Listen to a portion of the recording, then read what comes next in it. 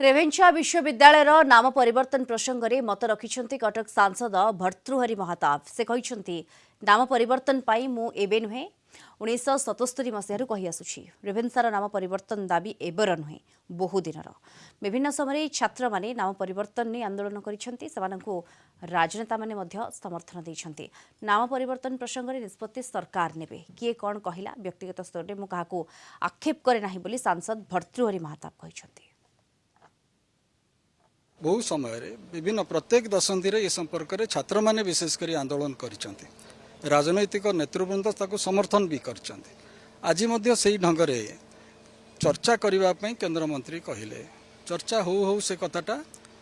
विवाद को गला विवाद रु पुणी गाड़ी पर्यंत गला आमर कौन बौद्धिक दुर्बलता एते जे आम वितर्क सठिक भाव में भाग नहीं पारिबा नहीं व्यक्तिगत आक्षेप को पड़ेगा से दृष्टि मुझे आज जदि ये जो कार्यक्रम टी होची ये गोटे भल पदक्षेप लोक चर्चा करंतु विभिन्न मत उपस्थापित हो एवं अल्टीमेटली डिसीजन किए नब सरकार ने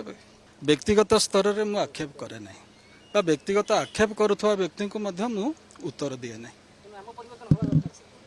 से तो कहूँ आज नुहे